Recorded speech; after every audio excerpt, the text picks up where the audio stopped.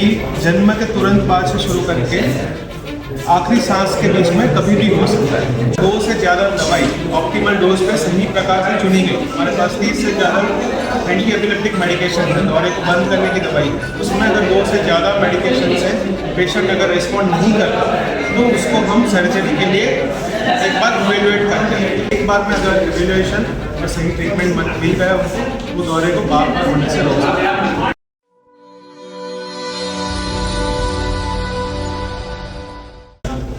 दोस्तों नमस्कार, आप ये सीधी और लाइव तस्वीरें देख रहे हैं हरियाणा के गुरुग्राम के आर्टेमिस हॉस्पिटल में। मैं इस समय मौजूद हूँ। मिर्गी एक ऐसा रोग जहाँ रूरल की बात करूँ, अर्बन की बात करूँ, तेजी से बढ़ भी रहा है। कहाँ पर उसका समाधान है, लोगों को इसके बारे में बहुत भ्रामक तथ्य भी हैं जो हमारे समाज में इस तरीके की बीमारी को बढ़ाते भी हैं। तो आज हमारे साथ आर्टेमिस हॉस्पिटल के जाने वाले डॉक्टर हैं, क्या नाम है, किस तरीके से, उन्हीं से बात करेंगे। आर्टेमिस हॉस्पिटल में मिर्गी से संबंधित कुछ विशेष तथ्य है, इस वीडियो को शेयर जरूर कीजिए क्योंकि आमतौर पर हम लोग इस बारे में बहुत ऐसी जानकारी के अभाव में इस बीमारी को बढ़ा लेते हैं। तो कुछ रोचक जानकारी और हमारे काम की जानकारी हम शेयर करेंगे। डॉक्टर साहब नमस्कार। डॉक्टर साहब किस तरीके से देखते हैं मिर्गी एक ऐसा रोग है जो रूरल में काफ़ी इसके बारे में वो बने हुए हैं, क्या ये दौरा होता है, किस वजह से होता है और किस उम्र में ये होता है, भ्रामक जिस तरीके के हैं आपके पास, किस तरीके के केसेस से आप हमारे दर्शकों को बताएंगे।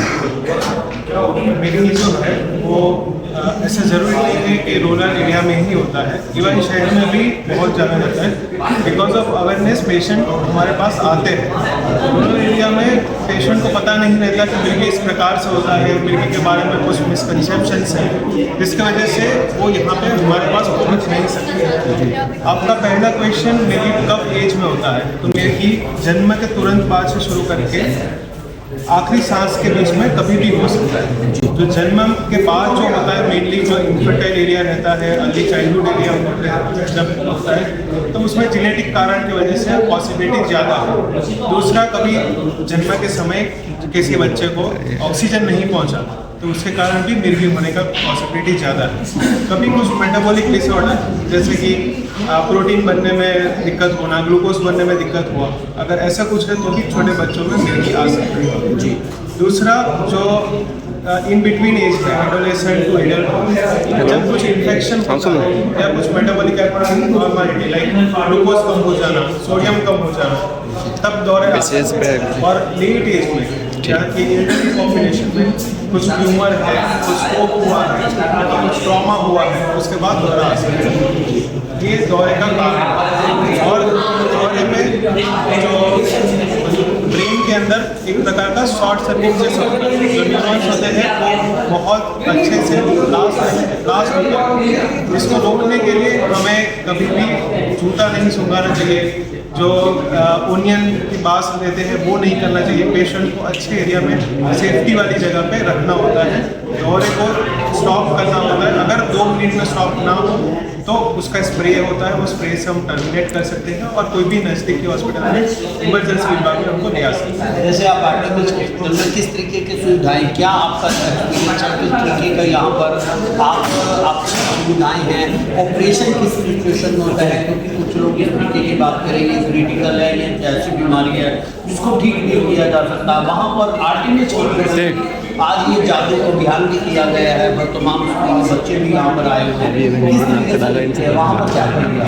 हमारे पास इमरजेंसी ओपीडी बेसिस दोनों पर पेशेंट्स आते हैं। अगर पेशेंट्स ओपीडी में आते हैं लॉन्ग स्टैंडिंग मिर्गी की तकलीफ है, एपिलेप्सी का तकलीफ, उनको हम दवाई से ठीक करने का कोशिश करते हैं। अगर 2 से ज़्यादा दवाई ऑप्टिमल डोज पे सही प्रकार से चुनी गई, हमारे पास 30 से ज़्यादा एंटी एपिलेप्टिक मेडिकेशन है, दौरे को बंद करने की दवाई, उसमें अगर 2 से ज़्यादा मेडिकेशन से पेशेंट अगर रिस्पॉन्ड नहीं करता तो उसको हम सर्जरी के लिए एक बार इवेल्युएट करते हैं।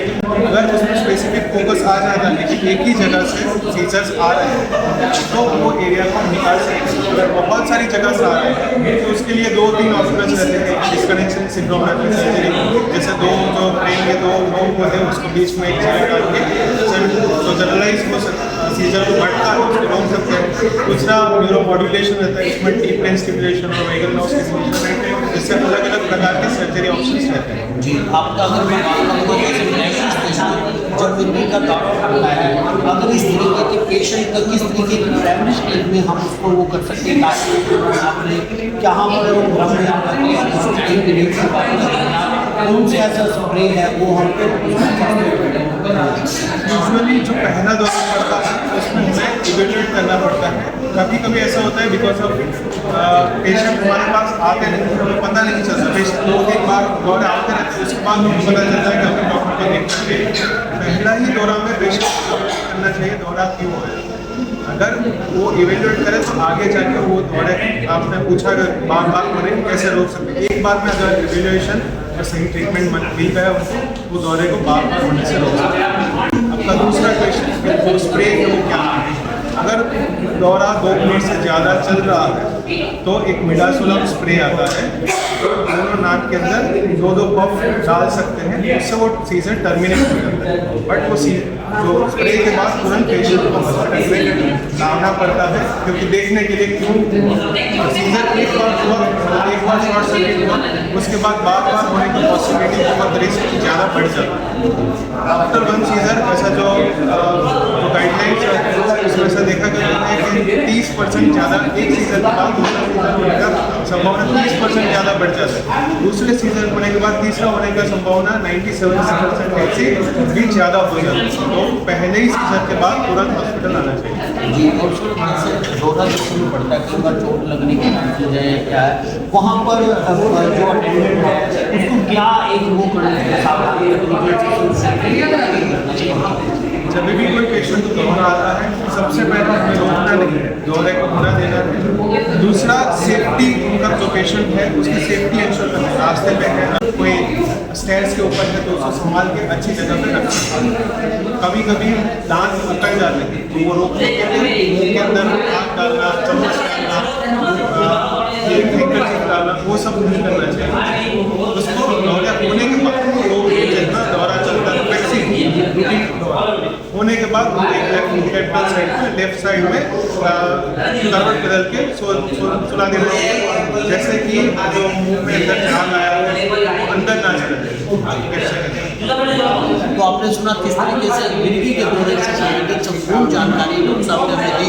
तो जो भी लोग इस वीडियो को देख रहे हैं साथ ही साथ शेयर लाइक कमेंट जरूर करें, क्योंकि ये जानकारी हमेशा किसी न किसी परिवार में अप्रिय घटना से बचा जा सकती है। और अधिक जानकारी के लिए मैं रिकमेंड करूँगा कि आर्टिमिस हॉस्पिटल में अगर आपको कोई सेवाएं लेनी है तो जरूर आए। धन्यवाद।